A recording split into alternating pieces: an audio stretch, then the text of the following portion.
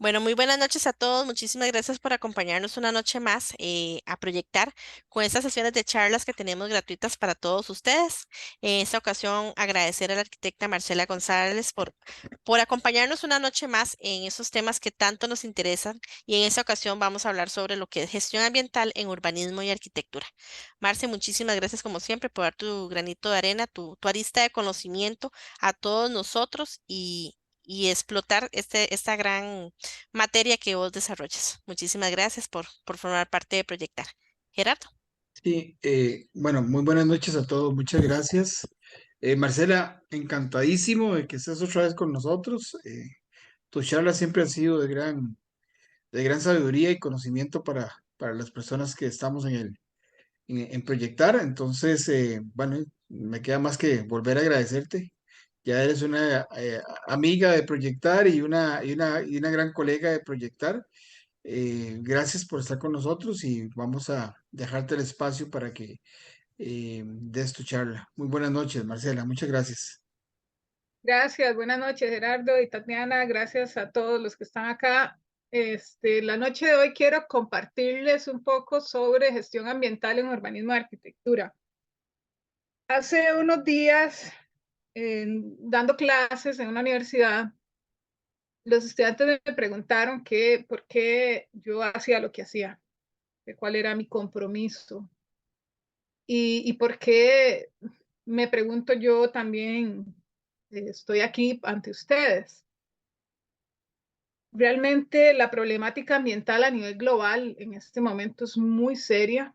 Hay una serie de condiciones ambientales que están generando grandes dificultades en los seres humanos y el manejo de la información no se está dando como se debería, y tampoco la educación ambiental en diferentes ámbitos.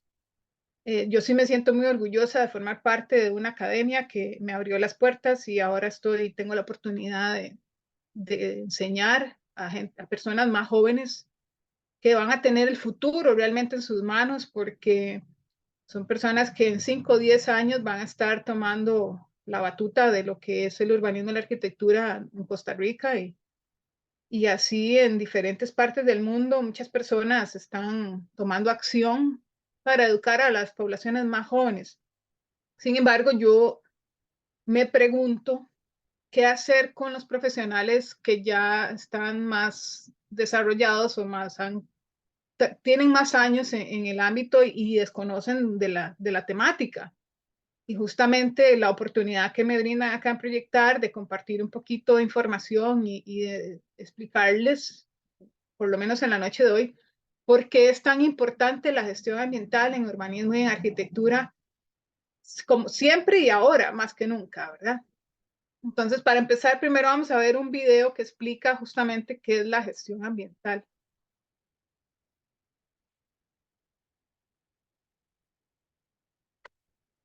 Uy, perdón.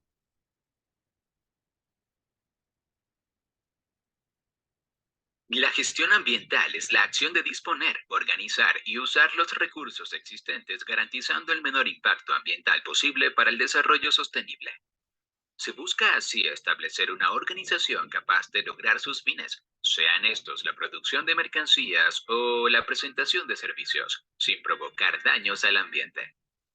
En la gestión ambiental moderna, el objetivo final es contribuir al desarrollo sostenible o sustentable de la sociedad, lo cual implica lograr un equilibrio entre lo social, lo económico y lo ecológico. Así que una buena gestión ambiental debe producir una buena calidad de vida para todos los involucrados. Además, lograr un ejercicio económico rentable, que proporcione ganancias y finalmente un entorno ecológico sano y funcional. Sistema de gestión ambiental. Un sistema de gestión ambiental ofrece una metodología detallada para organizar y actualizar las medidas de seguridad ambiental. Los sistemas implican una estructura organizativa donde analizan los problemas, planifican, toman decisiones, ejecutan los planes, les hacen seguimiento y evalúan los resultados. También necesitan recursos humanos concienciados y formados en la materia, al igual que recursos físicos y financieros.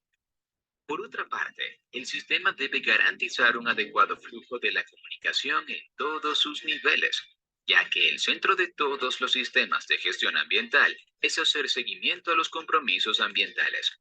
Para esto, se apoyan en tres pilares fundamentales: la mejora continua, el cumplimiento, el control de la contaminación. A nivel mundial existen diversos sistemas de gestión ambiental, siendo dos de ellos considerados estándares de referencia: la norma ISO 14001 y la EMAS de la Comunidad Europea. Por otra parte, existen los sistemas de gestión ambiental informales, es decir, no necesariamente ajustados a normas internacionales. Estos son todos aquellos implementados internamente por empresas, públicas o privadas, instituciones u organismos del Estado. La norma ISO 14001, Sistemas de Gestión Ambiental, requisitos con orientación para su uso. Esta norma proporciona una serie de criterios para establecer un sistema de gestión ambiental basado en el esquema llamado PHVA: planificar, hacer, verificar y actuar. Se parte de considerar los distintos aspectos involucrados en el exterior e interior de la empresa, así como las expectativas y necesidades de los involucrados. Luego, se establece un sistema de gestión basado en planificar tomando en cuenta la variable ambiental y ejecutar lo establecido, evaluando los procesos, para finalmente actuar en términos de tomar las decisiones para la continua mejora del proceso. Todo tratando de lograr el equilibrio entre la eficiencia económica y el menor impacto ambiental posible. EMAS, Reglamento Comunitario de Ecogestión y Ecoauditoría. Este es un sistema comunitario de gestión y auditorías ambientales de carácter voluntario que permite la evaluación sistemática, objetiva y periódica del funcionamiento ambiental de las empresas. Además, asigna mucha importancia a dar a conocer al público el desempeño ambiental de las distintas empresas certificadas. De igual forma, se involucra en la formación del personal de la empresa, a fin de que participen en el logro de los objetivos medioambientales. Para su implementación, se parte de realizar un diagnóstico o análisis medioambiental de la empresa, para luego implementar. Posteriormente, se deben hacer las auditorías ambientales y una declaración medioambiental. Instrumentos de gestión ambiental.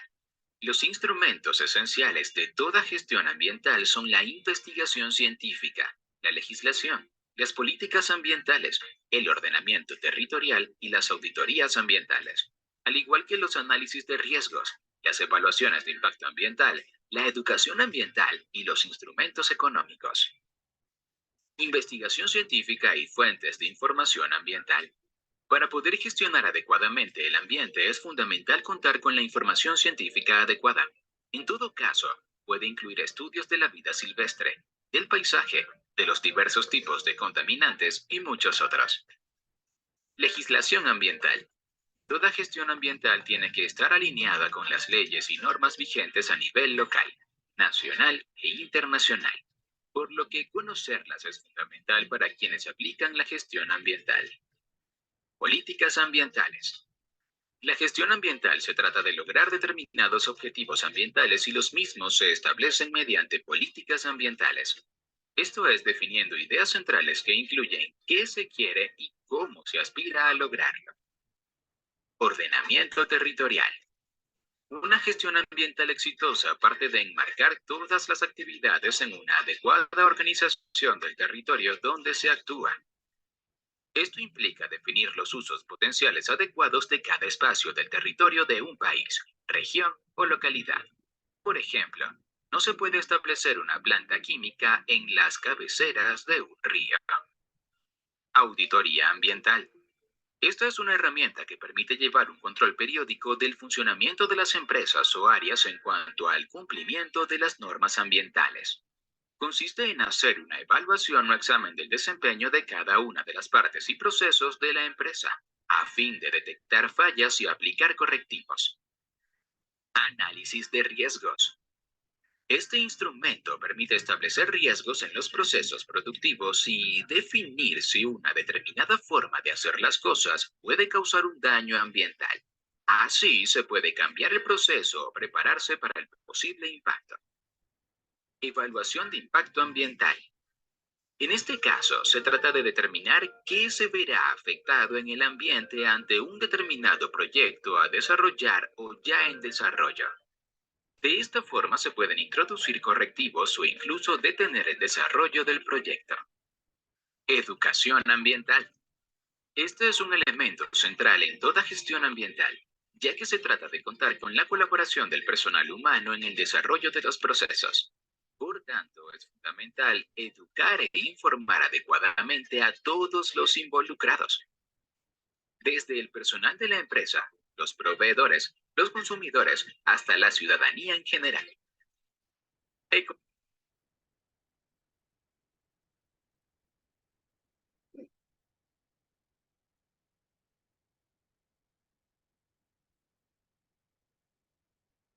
La gestión ambiental es la acción de disponer, organizar y Se reinició, cumplimiento de disculpen. las empresas o áreas en cuanto al cumplimiento de las normas ambientales.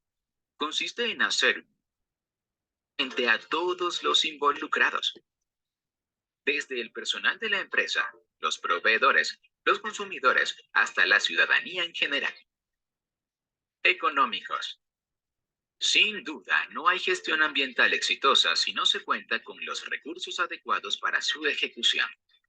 Se necesita un presupuesto adecuado dedicado a este fin. Igualmente, no será exitosa la gestión ambiental si implica una pérdida no razonable de ingresos económicos. Por tanto, la gestión ambiental involucra diversos instrumentos económicos, que incluyen los presupuestos, impuestos, incentivos, subsidios, multas, tasas de permisos y otros. Ejemplos de gestión ambiental. Autoridad Portuaria de la Bahía de Cádiz, España. Como todo accidente geográfico costero, la Bahía de Cádiz presenta un delicado equilibrio medioambiental. En este sentido, el establecimiento de un puerto requiere una gestión ambiental adecuada para prevenir impactos ambientales graves. Es por ello que la autoridad portuaria de esta bahía ha implementado un sistema de gestión ambiental que hoy en día se reconoce como exitoso. Dicho sistema de gestión ambiental incluye mecanismos de control ambiental y de alerta rápida ante posibles incidentes, así como la vigilancia del cumplimiento de las normas ambientales internacionales por parte de los buques que allí atracan. Por otra parte, las variables ambientales son consideradas en todo el proceso de planificación y en el desarrollo de las infraestructuras del puerto. Un aspecto importante es la gestión de los residuos generados tanto por el puerto como por los buques que llegan, al igual que la vigilancia sobre la presencia en el puerto de sustancias peligrosas. Finalmente, su gestión ambiental da gran importancia a la concienciación y educación ambiental del personal del puerto, usuarios y comunidad en general. Proyecto de restitución ambiental de la minería del uranio. Caso Malargüe, provincia de Mendoza, Argentina. Se trata de la política ambiental de la Comisión Nacional de Energía Atómica de Argentina, a través del proyecto de restitución ambiental de la minería del uranio, PRAMU. El mismo está dirigido a la remediación ambiental de áreas impactadas por actividades de minería para extracción de uranio. Concretamente, la zona de Malargüe se trata del primer caso de remediación del impacto de la minería de uranio en Argentina y en Latinoamérica. Este trabajo consistió en aplicar una innovadora técnica denominada encapsulado, que permitió neutralizar y aislar los residuos.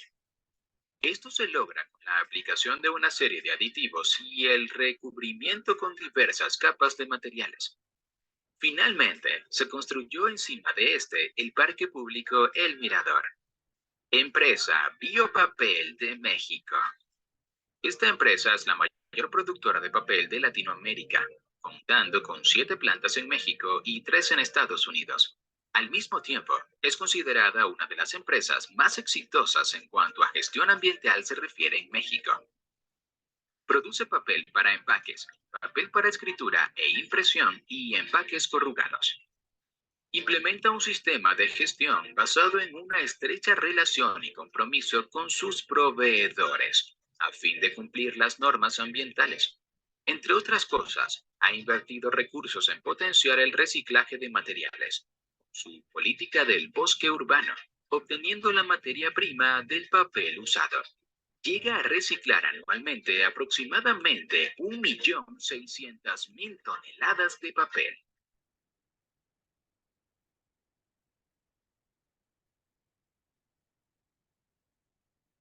Bueno, como ven ahí en el video, pues explica una serie de conceptos que son importantes de conocer y además da unos ejemplos bien interesantes de empresas que han desarrollado planes de gestión ambiental.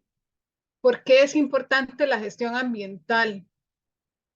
En empresas en general, productoras o en los servicios profesionales, en la prestación de servicios.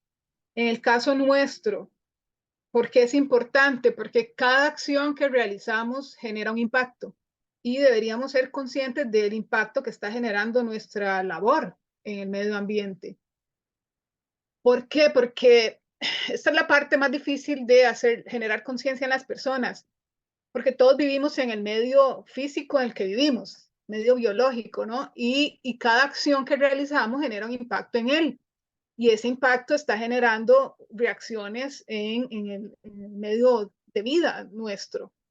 Ese impacto está afectando la salud y está afectando el clima y está afectando la vida en sociedad de muchos países. Entonces, deberíamos como profesionales ser conscientes de que cada labor que estemos realizando en nuestra profesión o cada proyecto, para hablarlo específicamente a nuestra profesión, cada proyecto está generando un impacto. Entonces yo debería ser consciente como responsable de ese proyecto de cuál es ese impacto que se está generando sobre el medio ambiente, no el medio construido. Entonces, entrando en detalle, ¿qué es la gestión ambiental? Es la acción de disponer, organizar y usar los recursos existentes, sea de una organización o una empresa, garantizando el menor impacto ambiental posible para un desarrollo sostenible. La preocupación debería ser justamente de cada uno de los desarrolladores de infraestructura, en nuestro caso, generar el menor impacto posible, no limitar el desarrollo, sino realizar un desarrollo con un impacto ambiental controlado o el menor impacto ambiental posible. Entonces ya eso es una realidad, ya hay arquitectura que ha comprobado que eso es posible, simplemente es una cuestión de conciencia. ¿Qué es lo que se busca? Establecer que una organización sea capaz de lograr los fines a los que está dedicada, ¿no? Pero que sea esto una producción de una mercancía o una prestación de servicios se realicen sin provocar daños al medio ambiente. Es el mayor problema que creo yo que existe actualmente en la elaboración de proyectos arquitectónicos o de ciudades, en realidad, porque estamos hablando de las dos cosas. Toda acción genera una reacción y todo proyecto genera un daño al medio ambiente. Entonces, si generáramos realmente la conciencia que se necesita, buscaríamos que los proyectos generen el menor daño posible. A eso se refiere la gestión ambiental. Y en la gestión ambiental moderna, el objetivo final es contribuir al desarrollo sostenible o sustentable de la sociedad. No es frenar el desarrollo, es realizarlo con una conciencia ambiental real. Y esto no se puede realizar sin un equilibrio entre el desarrollo social, el desarrollo económico y el desarrollo ecológico. Generalmente, cuando hablamos de desarrollo sostenible, se está hablando más de lo medioambiental y ecológico y un poco de lo económico y se ha dejado de lado lo social, pero a nivel de empresas, realmente es muy importante, y como decía el video, que una cosa se relacione con la otra. O sea, no puede existir un desarrollo económico sin desmedido, que ya sucedió en el siglo XX, y por eso se dieron todas estas nuevas tendencias para hacer conciencia en las sociedades de que el desarrollo económico debía ir de la mano con un desarrollo medioambiental y ecológico respetuoso y responsable, pero también tiene que ir de la mano con el desarrollo social, como decía en el video, con la educación medioambiental y la preocupación por el entorno. Entonces, bueno, los sistemas de gestión ambiental lo que ofrecen es una metodología detallada para organizar y detallar las medidas de seguridad ambiental. Eso a nivel conceptual. Y lo que nos da son seguimientos a los compromisos ambientales.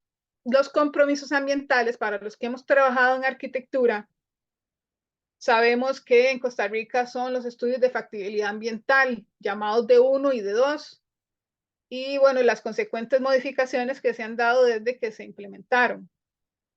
Estos compromisos ambientales, de hecho, en el D2, cuando uno paga por ese estudio, en realidad lo que le dan a usted es un librito de compromisos ambientales, que la verdad, bajo mi experiencia en oficinas privadas, realmente nadie nunca lo lee y eso es muy lamentable.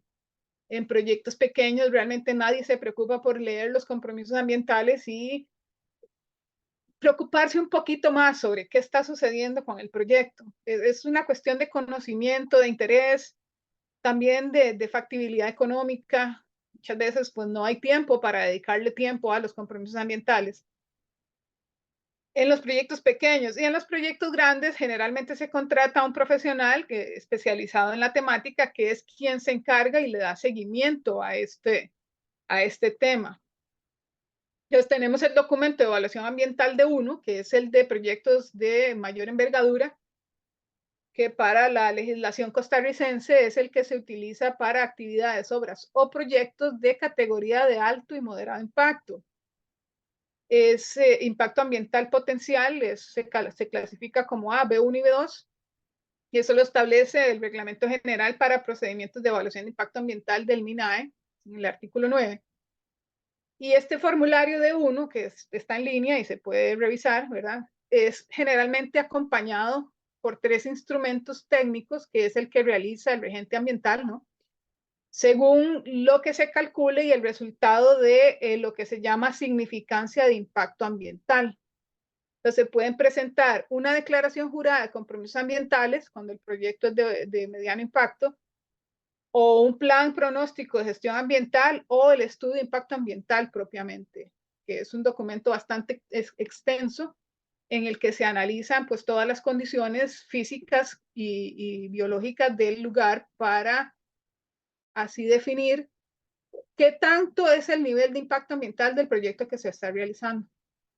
Entonces aquí vemos más o menos un desglose, bueno, es realmente el desglose que facilita el MINAE de en qué consiste este reglamento de evaluación, control y seguimiento ambiental. Y vemos, bueno, la categorización, perdón, de impacto ambiental potencial, de actividades, obras o proyectos, que es lo que nos involucra a nosotros. Hay diferentes categorías, como lo ven ahí. De la significancia de impacto ambiental está la D1 DJCA, que es la Declaración Jurada de Compromisos Ambientales, la D1 PPGA, que es el Plan Pronóstico de Gestión Ambiental, y el D1 ESIA, que es el Estudio de Impacto Ambiental propiamente. Luego tenemos un D1 para torres. En áreas ambientalmente frágiles está el D1C, que es una serie de condiciones especiales. Luego para cuadrantes urbanos está el D6 y para áreas forestales D4. Cuando se realizan esos estudios, eso pasa, bueno, por ley específica a aprobación del proceso de evaluación de impacto ambiental, que es el informe técnico que se entrega. Y si es aprobado, se les otorga al proyecto la viabilidad ambiental. Es realmente importante, y a mí, yo realmente quería exponer este tema hoy porque a nosotros como profesionales muchas veces nos resulta una molestia. No a mí en mi caso, porque es el tema que amo y que desarrollo y que me encanta, ¿verdad? Pero para muchos profesionales realmente resulta una molestia la evaluación de impacto ambiental. Y no debería ser así, porque es un instrumento de ayuda para que el proyecto se lleve a cabo de la mejor manera y que el proyecto que yo estoy realizando sea de pequeña, mediana o grande envergadura, no genere un impacto real sobre el espacio en el que yo estoy construyendo. Y me atrevo a darles un ejemplo muy importante que se dio el año pasado, que no hay evidencia, pero es lo que se dice que realmente ocurrió, lo que pasó en Punta Leona, cómo se derrumbaron esos edificios, esas casas y apartamentos, porque supuestamente los proyectos no tenían estudios geológicos y posiblemente no tuvieron estudios de impacto ambiental por ser proyectos de menor envergadura. Y ahí eso es un tema muy delicado de nuestra profesión, que realmente debería importarnos cómo está impactando lo que estamos haciendo en el lugar donde lo estamos haciendo y cuáles podrían ser las futuras consecuencias de ese proyecto que estemos realizando. Luego del otorgamiento de la viabilidad ambiental está el control y el seguimiento ambiental, que eso es justamente lo que hace el regente ambiental o la persona responsable a la que estamos contratando para que realice este estudio. Se hace un nombramiento del responsable ambiental, se hace la apertura de la bitácora digital, se presentan lo que se llaman los informes de regencia ambiental, las inspecciones de campo se realizan previamente a eso, perdón. Luego se hace un cumplimiento de código de buenas prácticas ambientales que se debe presentar en la documentación.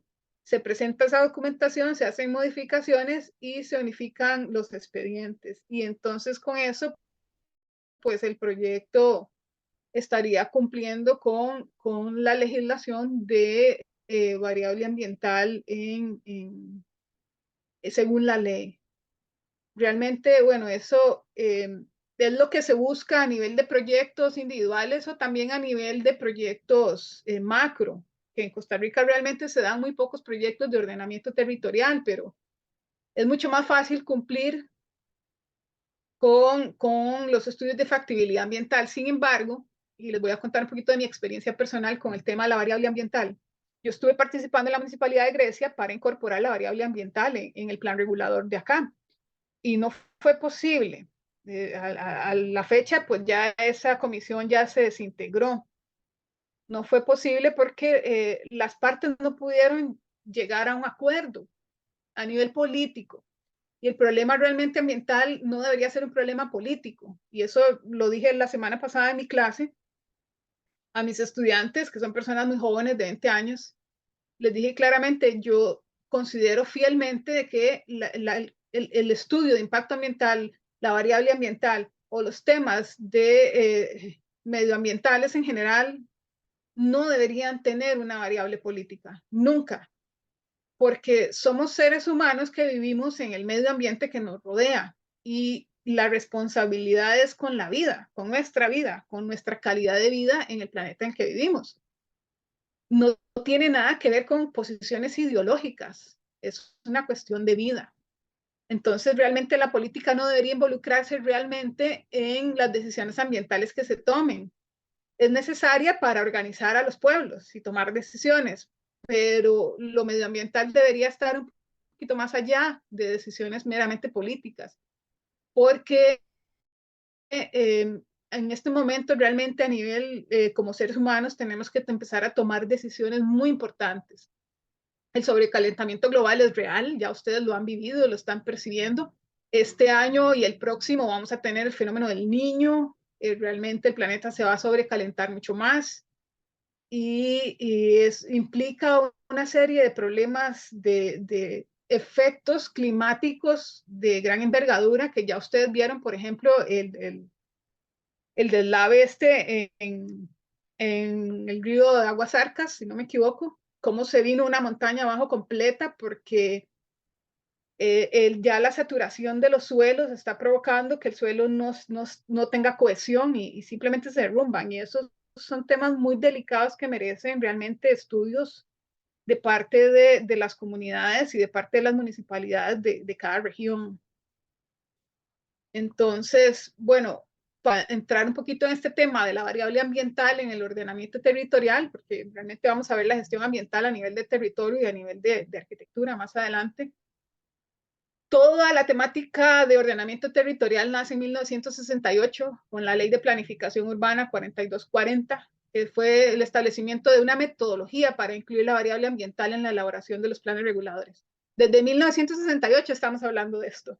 Y a la fecha solamente hay 3 municipalidades que tienen variable ambiental incorporada a sus planes reguladores. Realmente ha sido una seguidilla de años de muchas leyes y políticas, pero no se ha llevado a la práctica.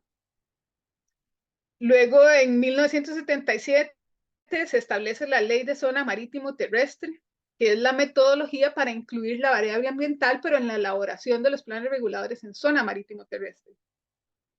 Y bueno, todos aquí recordamos, en 1992 se da la cumbre de Río, ahí se establece la Carta de la Tierra y una serie de políticas a nivel internacional para la protección del medio ambiente. Y en el 94 nosotros reformamos el artículo 50 de la Constitución Política.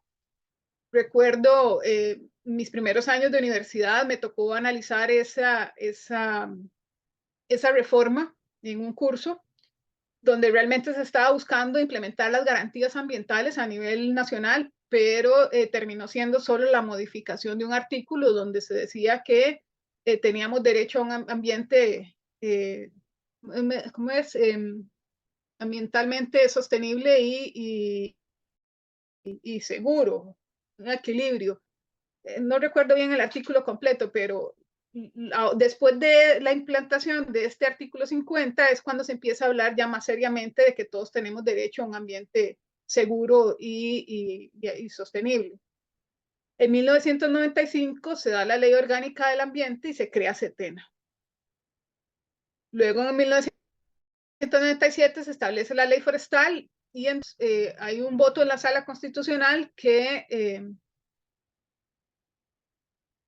busca la implementación de la variable ambiental en el ordenamiento territorial. Se da una serie de decretos ejecutivos que ahora lo vamos a ver y el informe de la Contraloría y después de ese voto de la Constitución ordena realmente a las municipalidades a generar planes reguladores y a generar un ordenamiento territorial. Hasta la fecha, pues estamos hablando de que desde el 17, pues que ya se exige, digámoslo así, a nivel político. Hay muy pocos cantones realmente que tienen planes reguladores y planes de ordenamiento territorial y solamente 3 tienen la variable ambiental incorporada. Realmente políticamente no ha sido posible. Y bueno, yo personalmente puedo decir que en Grecia, que es donde vivo, el crecimiento exponencial a nivel urbano ha creado una enorme transformación del territorio desde que yo era niña y era pues, una tierra realmente cafetalera y productores de caña. Ahora todas esas tierras se han transformado en urbanizaciones de gran escala y ahora, bueno, estamos viendo en este momento el creciente desarrollo de zonas francas sin ningún control ambiental y está generando impacto. La gente local lo sabe. Por ejemplo, especies de silvestres se estaban desplazando hacia las zonas urbanas y entonces teníamos avistamiento de animales. Yo tuve la oportunidad, no sé cómo decirlo, realmente es de oportunidad, pero bueno, tuve el encuentro con unos mapaches acá en mi casa y eso no era normal. Realmente los animales silvestres se mantenían en las montañas y no bajaban a las ciudades. Y como un par de años para acá que se empezó a dar el desarrollo de zonas francas, se empezó a ver esa problemática, además de que Grecia tiene la problemática de la quema de cañales y también ha generado un gran impacto ambiental. Pero todo esto debido a que realmente el plan regulador no tiene un control sobre esos desarrollos y es un tema realmente preocupante. Como decía en el video, bueno, estamos sujetos a legislaciones y en Costa Rica pues no es la excepción, somos un país realmente con muchas leyes y muchas normas. Y en lo que respecta a la variable ambiental está la norma 32967, que es el Manual de Instrumentos Técnicos para el Proceso de Evaluación de Impacto Ambiental, que son varios tomos. Luego está el Manual de Planes Reguladores como instrumento de ordenamiento territorial del Instituto Nacional de Vivienda y Urbanismo, el INVU, que fue creado en 2007 y que fue modificado hace poco, hace un par de años. Está el decreto 36, que es el manual de instrumentos técnicos para el proceso de evaluación de impacto ambiental, el manual de estudios de impacto ambiental, parte 4, son 4 partes. Hace poco también publicaron la guía de estudios de impacto ambiental y pronósticos, plan de gestión ambiental, la valoración de los impactos ambientales y térmicos y términos de referencia, perdón. Y el año pasado publican el RIBAYOT, que es el que le da ya la validez completa a la variable ambiental, que se llama Reglamento de Incorporación de la Variable Ambiental en los Planes Reguladores y otros instrumentos de ordenamiento territorial del Ministerio de Vivienda, Asentamientos Humanos y el Ministerio de Ambiente y Energía. A partir de la publicación de este reglamento es que se obliga, entre comillas, a las municipalidades a incorporar la variable ambiental en sus planes reguladores. Y es donde se da pues la búsqueda y contratación de profesionales para que tengan el conocimiento para elaborar estos planes, pero realmente a nivel de gobierno no se piensa en el componente económico que significa realizar un plan regulador, es bastante costoso. Es un estudio muy complejo que toma 2 años y implica una serie de profesionales, es interdisciplinario, no es que una sola persona lo puede realizar y pues sí es bastante costoso de realizar. Y si se hace el plan regulador, que fue lo que le pasó acá a Grecia, se invirtió en la realización del plan regulador, pero no se incorporó a profesionales con conocimiento en sostenibilidad o en ambiental, fue rechazado por Setena y realmente el plan regulador no tiene función, o sea, está congelado. Entonces, realmente una pérdida de tiempo y de recursos hacer algo así y no desde el inicio desarrollar un plan completo. Luego está la guía de presentación del reglamento de incorporación de variable ambiental en los planes reguladores y otros instrumentos de ordenamiento territorial. Pues como en Costa Rica tiene las legislaciones para hacerlo. Para eso somos muy buenos. La Asamblea Legislativa es muy buena para hacer leyes y reglamentos y normas y las instituciones del Estado también. El problema realmente radica en la aplicación de las normas y las leyes, que es la aplicación de los profesionales propiamente. El cumplimiento de las municipalidades, de los profesionales en las municipalidades y el cumplimiento de los profesionales en campo.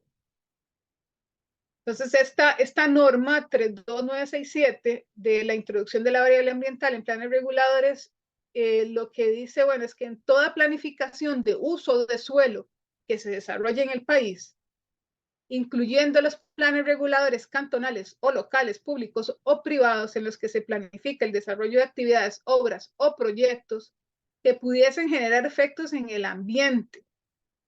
Deberá integrarse la variable ambiental de acuerdo con el procedimiento para la introducción de la variable ambiental en los planes reguladores u otra planificación de uso de suelo, etc. Entonces, nosotros como profesionales, como arquitectos, deberíamos tener conocimiento de estas normas y de estas leyes para realizar nuestros proyectos. Y yo realmente creo que el Colegio Federado adolece de educación en este tema, porque muchos, por lo menos yo puedo hablar por mí, yo desconocía de todas estas normas y leyes hasta que estudié específicamente la temática, hasta que me especialicé. Y creo que todos deberíamos tener un conocimiento general, por lo menos, de todas estas variables e incorporarlas a nuestros proyectos. Bueno, voy a pasar. Entonces, bueno, hay una serie de fases. Vean que no es fácil incorporar la variable ambiental. Tiene 3 fases. Tiene una serie de estudios de geoaptitud, de bioaptitud, edafaptitud y antropoaptitud. Es realmente muy complejo. Yo tuve la oportunidad de estudiar el plan regulador de Grecia y es un documento realmente complejo. Después hay que realizar análisis de alcance ambiental y por último un reglamento de desarrollo sostenible de la región. Eso es realmente a nivel urbano es realmente complejo y como les dije toma cerca de 2 años realizar ese estudio. Por eso muchas municipalidades realmente no lo están haciendo o desconocen cómo hacerlo o no saben cómo contratar un profesional que se dedique específicamente a gestionar este tema, porque en realidad el profesional encargado no realiza el estudio de impacto ambiental o la variable del plan regulador, sino que se subcontratan empresas que se dedican específicamente a esto.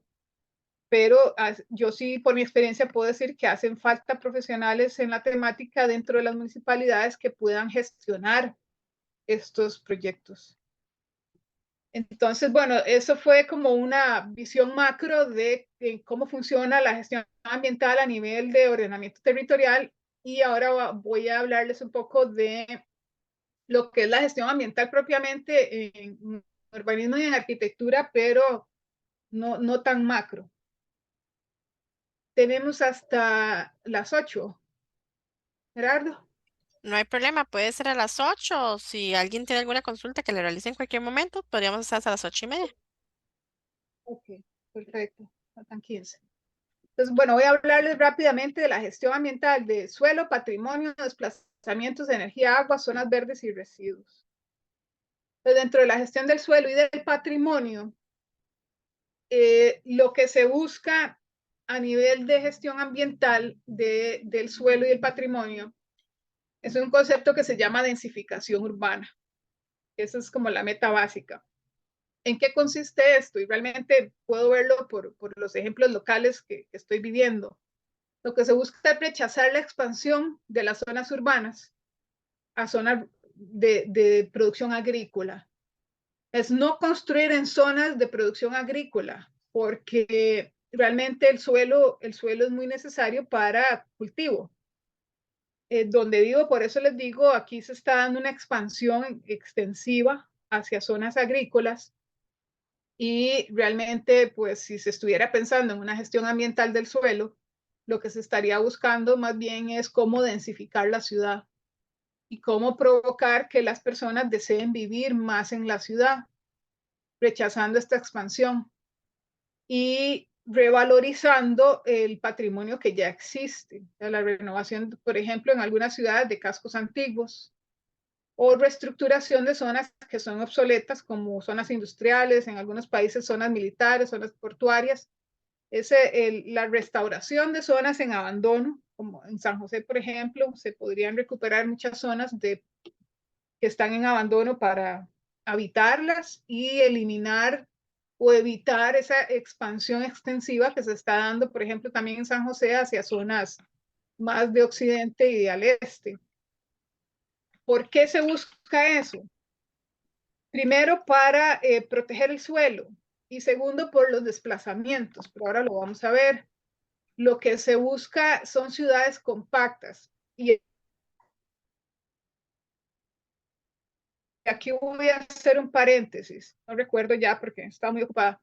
Tuvimos una discusión en Proyectar sobre la ciudad de los 15 minutos. Yo me molesté un poco y me disculpo, pero es que realmente me tocó fibras muy delgadas, porque este tema se está discutiendo a nivel político. En España, por ejemplo, ocurrió un fenómeno muy interesante. La izquierda política gana el control, digamos, de ciertas regiones en España, y empiezan a implementar políticas medioambientales, que no está mal, no tiene nada que ver con la política, simplemente es una posición. Pero recientemente, hace un par de años, la derecha toma el control de las municipalidades en España, y solo por el simple hecho de ser derecha contra izquierda, empezaron a eliminar las políticas tomadas por la izquierda, sean estas buenas o no.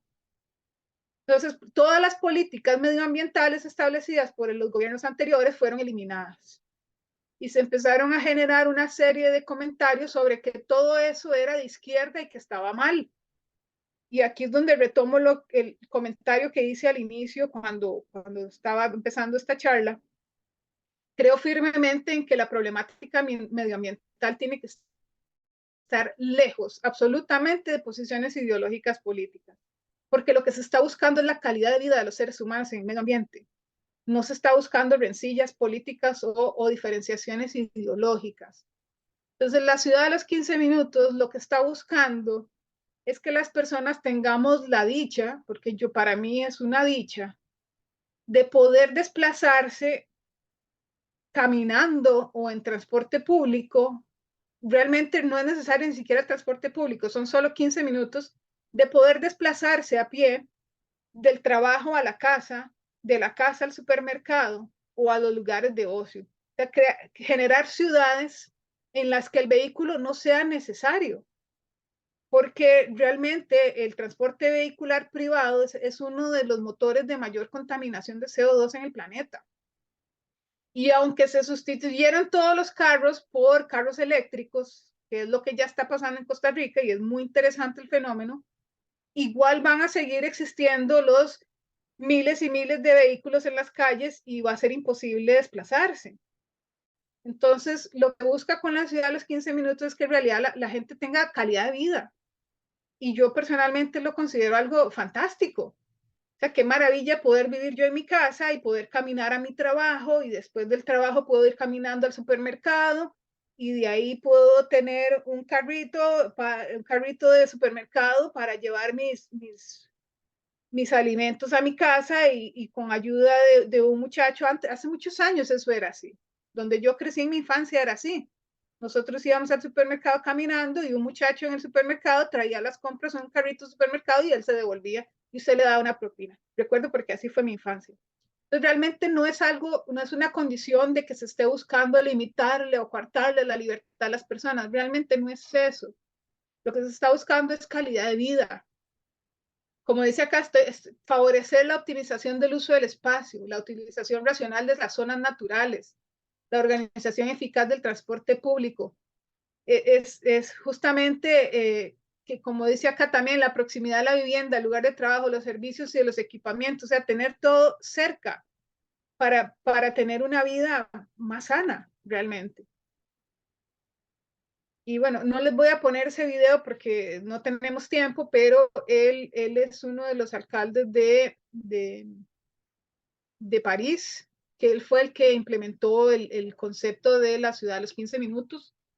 Y como vemos ahí en ese gráfico, justamente eso es lo que se está buscando, de que las personas tengan su hogar y de su hogar se puedan desplazar hacia los diferentes espacios, que eso, bueno, París lo ha logrado, Barcelona, Madrid lo han logrado, han generado proyectos. Obviamente todos los países nórdicos han logrado que sus ciudades sean de desplazamientos cortos, de desplazamientos en bicicleta o con transportes públicos sumamente eficientes. Y aquí, bueno, por ejemplo, en el tema de la densificación de la vivienda que les estoy mencionando, lo que se busca, como ven en ese gráfico, por ejemplo, yo sé que muchas personas están en contra de las torres verticales, pero realmente el futuro va hacia ahí, porque vean, por ejemplo, la densificación del centro, que es lo que está pasando justamente en Grecia. No sé si ven mi cursor ahí sobre el dibujo. Sí, se ve ¿Se bien. ve?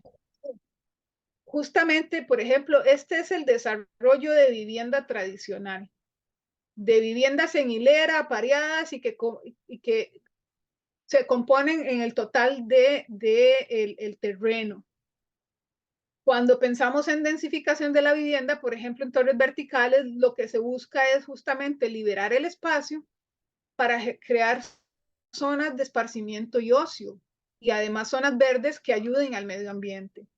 O este tipo de proyecto, que esto lo ha logrado París y lo ha logrado Barcelona, en donde se libera el centro de cuadra y se generan espacios de ocio y espacios verdes para el disfrute de las personas. Entonces, justamente eso es lo que se debería promover, por ejemplo, a nivel nacional y dejarse de estos conceptos antiguos y viejos de desarrollo en expansión, que por ejemplo en Grecia pues está realizando, es un concepto realmente muy viejo y no estamos pensando más allá. Vean, por ejemplo, acá que este es un ejemplo que nos da el libro Arquitectura Ecológica, 29 ejemplos europeos de Dominique Müller, de la Gustavo Gil. En este libro él nos plantea que, por ejemplo, 8 unidades de casas aisladas tienen una ocupación del 100% del suelo, el 100% de la superficie envolvente, el 100% del consumo energético, sea calefacción o enfriamiento, y por ende el 100% del costo de obra. Si esas 8 unidades las realizamos en un edificio semivertical, plurifamiliar, vean que la ocupación del suelo se reduce a un 34%. Estos son proyectos realizados en Europa con pruebas. La superficie de la envolvente se reduce a un 35%, por ende es una reducción del consumo de materiales y por ende una reducción del impacto ambiental. El consumo energético se reduce a un 68%. Bueno, en Europa es el consumo de calefacción es el que más, se tiene la problemática, ¿no? Pero igual aplicaría para edificios que necesiten enfriamiento. Y por ende el costo de la obra baja a un 58%. Entonces estamos hablando de sostenibilidad ambiental, sostenibilidad social y sostenibilidad económica, porque el proyecto reduce los costos. Luego, se acabó el tiempo. En la gestión del agua, voy a hablar rápidamente. La gestión del agua, sumamente importante en nuestros tiempos. Tenemos un país en que hay zonas, hay regiones, hay cantones o distritos que ya carecen de agua. Y si tuviéramos realmente una buena gestión, tendríamos gestión del agua para proteger justamente la capa freática y las aguas superficiales, para reducir el consumo de agua potable, o volverlo eficiente, ¿no? Y garantizar la calidad del agua potable. Minimizar el volumen de aguas residuales para reducir el costo de su tratamiento, que eso también implica propiamente a la construcción, a nosotros, ¿no? Garantizar un tratamiento ecológico de aguas residuales, eso no se da, no sucede casi en ninguna parte de este país. Lo que tenemos, bueno, hay varias cosas interesantes que he estado viviendo yo en estos últimos meses. En las zonas costeras están exigiendo a los dueños, bueno, a los que son acreedores de zona marítimo terrestre, a implementar plantas de tratamiento en sus terrenos, y eso es muy interesante que esté sucediendo y que sea de carácter obligatorio, por una condición de aguas superficiales, ¿verdad? Para no contaminar el agua potable que tenemos, que es poca. Este otro punto es muy importante: limitar la impermeabilización de las superficies para reducir los riesgos de inundaciones. Ya ustedes han visto lo que ha sucedido con las inundaciones, lo que sucedió en Desamparados. Era un río, realmente literal, un río en la ciudad de casi 3 metros de alto. Fue algo realmente impactante. Y eso es porque las ciudades están demasiado impermeabilizadas y no permiten el paso del agua a los mantos freáticos. La perforación del agua es muy fuerte, pero si en la arquitectura implementamos superficies permeables, esa agua simplemente se integra con el medio ambiente y no vamos a tener ninguna dificultad. Y justamente eso es lo que provoca la vegetación. Luego estos puntos, vamos a ver unos ejemplos: crear estanques integrados en los espacios verdes que mejoren la calidad del aire, el clima social y además ayudan a evitar inundaciones, y promover la recuperación de aguas de lluvia, en realidad sí, aguas pluviales. Todas estas gestiones responden a objetivos de desarrollo sostenible. Por ejemplo, este es el objetivo 6 de agua limpia y saneamiento. Entonces, vean estos ejemplos de áreas urbanas donde se diseñan espacios para, justamente porque ahora, hace unos años se hablaba de impacto ambiental, pero de la respuesta del medio ambiente en general, y mucho se hablaba más que todo del CO2 y el impacto en la atmósfera. Ahora lo que tenemos que hablar es de resiliencia y de adaptación de las ciudades al cambio climático, porque es una realidad. O sea, las inundaciones van a ser una realidad y existen formas de manejarla. Estas son formas, son generar zonas biológicas en donde el agua llega y se penetra en los mantos acuíferos y realimenta los mantos acuíferos. Realmente son propuestas que existen, que son reales y que no son imposibles, pero es una cuestión de diseño, es una cuestión de responsabilidad de nosotros como creadores, ¿no? Luego, en la gestión de energía, así rápidamente, lo que se busca es reducir la energía que se consume en los procesos de construcción. Nosotros somos muy responsables del consumo energético, no solamente en los edificios ya construidos, y en su diario utilizar el edificio, por decirlo así, sino también en el proceso de construcción, en la fabricación de los materiales, en el transporte, durante la explotación, sea enfriamiento, calefacción, ventilación, la producción de agua caliente, la iluminación, alimentación de instalaciones, posteriormente en demolición y eliminación de residuos. Todo eso son variables que nosotros deberíamos tener presente al realizar un proyecto. Bueno, lo que se busca es el desempeño energético en la arquitectura, y bueno, son conceptos básicos de uso de energía, el consumo, la intensidad energética, porque también eso con un buen diseño arquitectónico sostenible nos vamos a preocupar por la intensidad energética y el consumo, la eficiencia energética de lo que se implemente en esos proyectos. Por ejemplo, vean acá, 98,82% de la generación eléctrica en Costa Rica es con fuentes renovables. Y eso le ha enseñado al mundo de que es posible que un país se desarrolle con energías, con fuentes renovables. Nosotros tenemos energía hidráulica, geotérmica, eólica, biomásica, que es la geotérmica, y biomásica, sí, perdón, y la solar.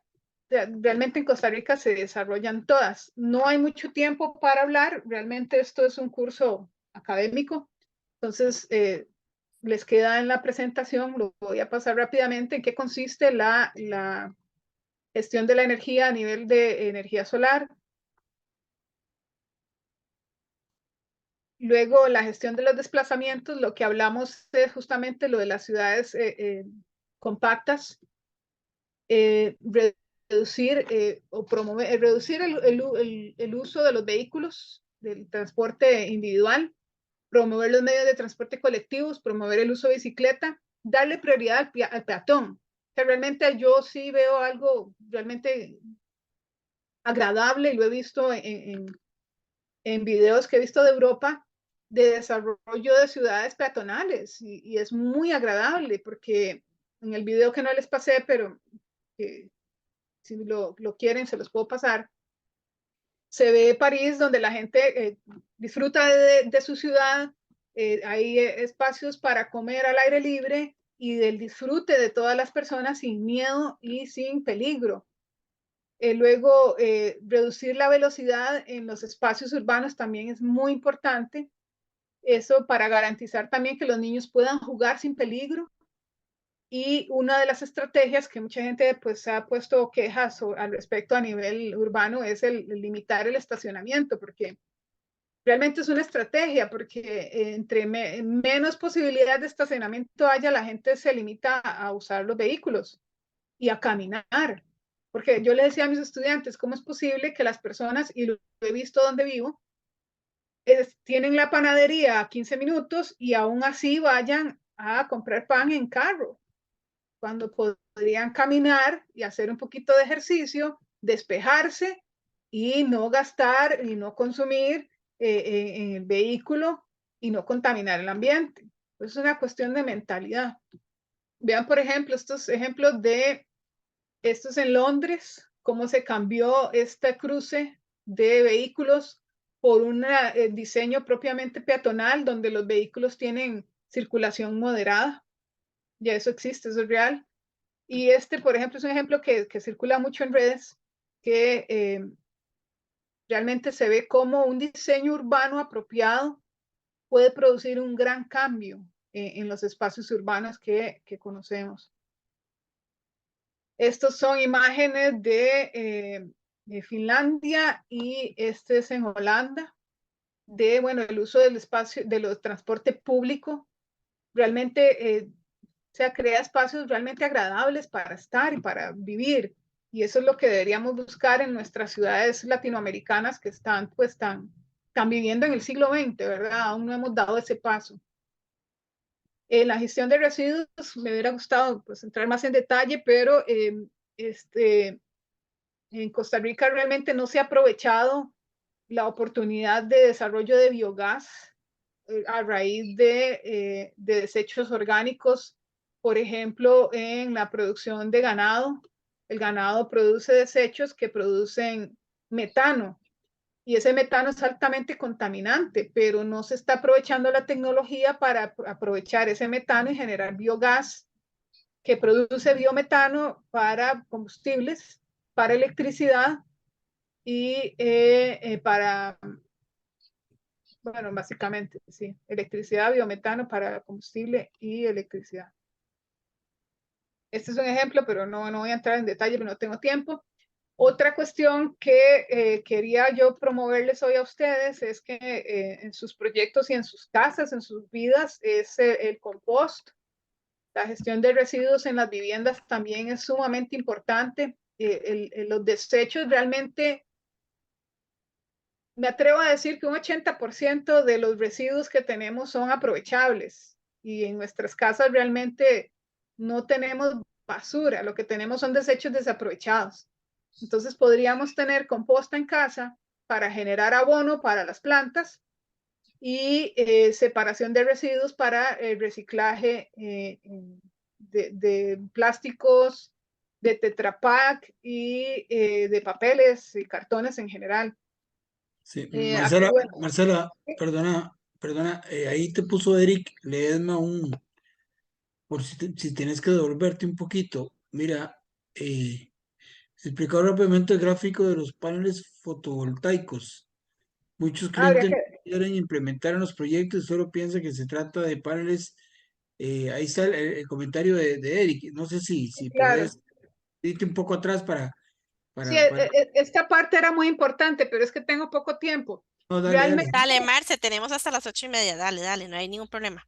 realmente sí, es que no me deja ver este cuadro del chat aquí que me estorba. Voy. Pero sí hay una serie de etapas. O sea, realmente poner paneles no es solamente poner los paneles en el techo, tiene toda una serie de componentes. A mí me pasó hace poco en un proyecto que el cliente me dijo, yo tengo 20 paneles solares y no funcionan. Yo, pero ¿y cómo los tiene conectados? ¿Y cómo está aprovechando la energía? Y realmente no tenía el sistema que se requiere para aprovechar la energía solar. Entonces, realmente lo que vamos a tener que tener son los paneles con la orientación adecuada para captar la energía solar. Después de él va a haber un inversor, que es el que convierte la corriente, ¿verdad? La corriente continua que viene, la convierte en corriente alterna. Esta pasa hablemoslo en palabras costarricenses, al medidor para lo que es generación distribuida, porque en Costa Rica ya hay una ley que permite la generación distribuida y ya eso se puede implementar en los proyectos. Cuando no pasa el medidor de la compañía de electricidad de la zona, después del inversor pasa a las baterías, que son las que almacenan la energía consumida y de ahí pasa al sistema eléctrico del edificio que en el que se esté implementando. Este gráfico es de generación distribuida. Cuando pasa después al medidor, este a su vez alimenta la instalación eléctrica de la casa y el remanente que se genere pasa a la instalación eléctrica de cableado de la empresa.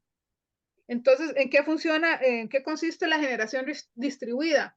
Que yo voy a estar generando energía, voy a estarla consumiendo en mi edificio y el remanente yo se lo vendo al ICE, por ejemplo. Entonces, a final de mes, cuando llega el cobro, realmente les digo, esto no se ha implementado aún, pero ya está la ley, ya se puede hacer. Cuando llegue el recibo al final de mes, lo que vamos a tener es positivos y negativos, por decirlo así, un costo de carga y un costo de consumo, que posiblemente en algunas zonas el consumo sea cero y usted simplemente no tiene que pagar nada. Es lo que realmente se discutió mucho en la ley de generación distribuida, porque ¿qué pasa si el productor de energía solar está produciendo más de lo que consume? La institución de encargada de la administración eléctrica debería pagarle a usted por ese remanente. Pero eso fue lo que generó muchas discusiones. La ley ya existe, se la pueden leer, se la pueden estudiar. Me consta porque estuvimos hablando en un proyecto sobre esto, de que ya es una realidad, ya se puede implementar. No conozco proyectos que lo hayan implementado, pero sería muy interesante. En algún momento yo puedo buscar una persona, un ingeniero eléctrico que nos hable del tema. Tengo un amigo ingeniero eléctrico que ha trabajado en este tema de generación distribuida y ver cómo se ha implementado a nivel nacional y qué expectativas ha generado y qué respuestas, pero básicamente es eso. Gracias, Marcela. Le aclararé, sí. Sí, gracias. Bueno, estábamos en el compost. Hay varias formas de realizar compost, no solamente con instrumentos caros. O sea, realmente en la casa es muy fácil hacer compost, con 3 bandejas de estas de plástico. Ustedes pueden ir depositando los desechos orgánicos. Hay una serie de clasificaciones, hay cosas que no se pueden. Yo generalmente, realmente en mi casa, yo todo lo orgánico lo tengo pues, en mi jardín, tengo un espacio para eso y no me ha generado ningún problema. Incluso las lombrices, ellas llegan solas y descomponen esos desechos y los convierten en tierra y en abono. No es difícil y los desechos de jardín y demás se pueden incorporar, pueden buscar mucha información al respecto.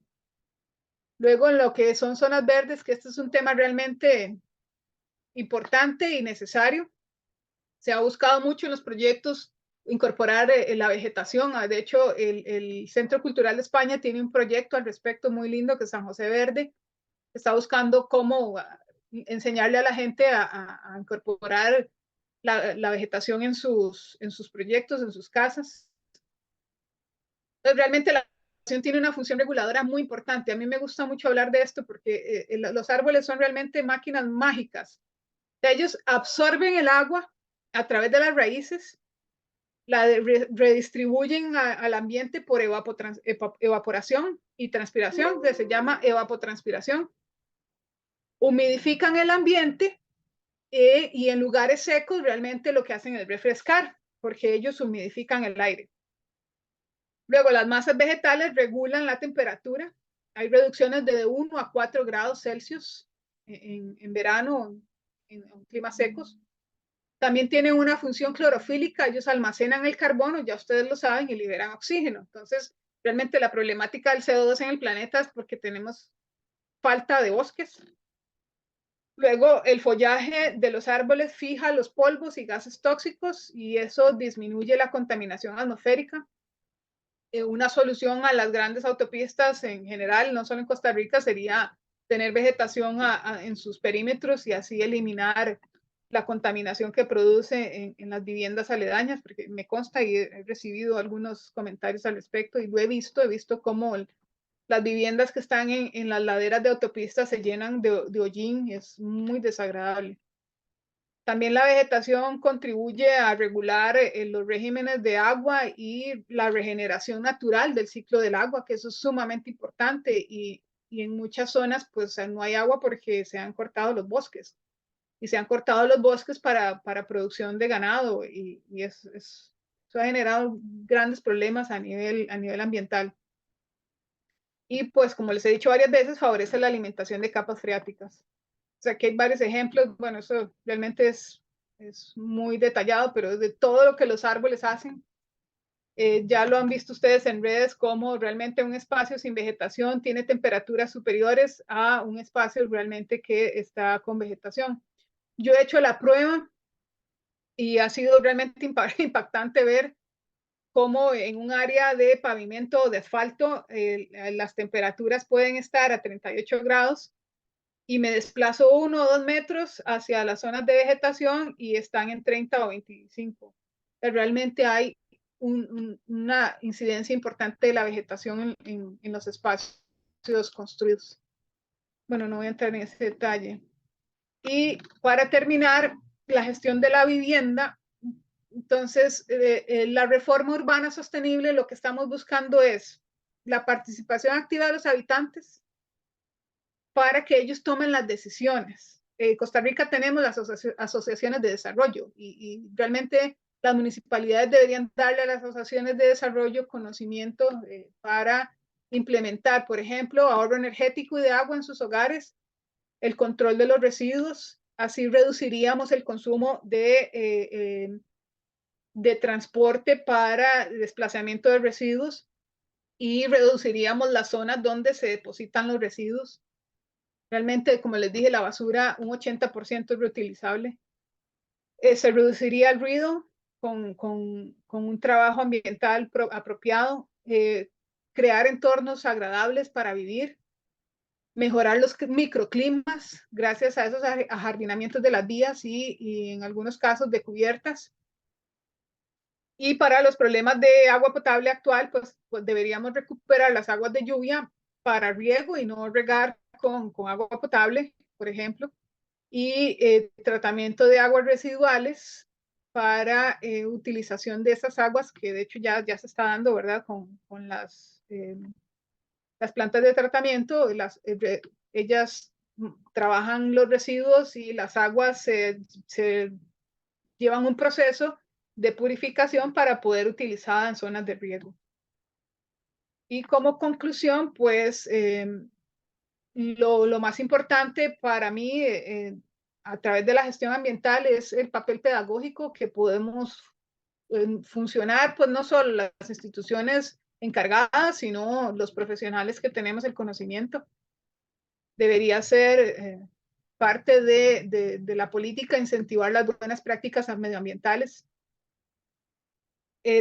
Incluir la educación medioambiental en el debate social y político es muy importante. Poner en práctica la política de enseñanza de la ecología en todos los niveles, no solo de territorio, sino de educativos. Y, por supuesto, movilizar, apoyar y formar a los responsables necesarios para que se consoliden estas prácticas. Este es un resumen del mismo libro que les mencioné de Arquitectura Ecológica, donde habla de las medidas para un planeamiento sostenible. Hay muchas, realmente muy interesante, por ejemplo, y la más importante es que las primeras nos involucran a nosotros, que es arquitectura y ecología en la construcción, y la participación y la responsabilidad de las personas involucradas, etcétera. O sea, realmente es nuestra responsabilidad como arquitectos tener conocimiento o buscar la forma de tener conocimiento para que nuestros proyectos sean más amigables y colaboren en vez de dañar y destruir. Eso sería de mi parte. Muchas gracias. Excelente, Marce. Muchísimas gracias como siempre. Una charla muy completa, siempre con la fundamentación reglamentaria, que eso es súper importante que tengamos la guía de qué debemos consultar y qué debemos seguir. Si fueron pasando imágenes de tu charla en el grupo, ahí hasta están pidiendo referencias para lo que son consultas ambientales. Sabemos que vos sos una gran referente para ello. Más bien, muchísimas gracias por siempre brindar tu conocimiento. No sé si alguno tendrá alguna consulta al respecto, algún comentario que quieran realizar. Estamos con tiempo aún, podemos pedirle a Marce que desarrolle algo que quedaran con duda. Ya vimos el tema de los fotovoltaicos, que es cierto lo que indicó Erika, a veces queda esa duda y sí, ya se desarrolló. No sé si tendrán alguna consulta, algún otro comentario. Yo, Tati, tengo Dale. un aporte a Marcela. Marcela, vieras que cuando estabas hablando ahora de las ciudades de los 15 minutos, ¿verdad? Ajá. Eh, bueno, por cosas de la vida he tenido la satisfacción de conocer algunas ciudades que has mencionado anteriormente, sobre todo las europeas. Y realmente, cuando uno hace un comparativo, sí se siente la diferencia, por supuesto, entre una ciudad latinoamericana y una ciudad europea y que haya implementado ese tipo de criterio urbano.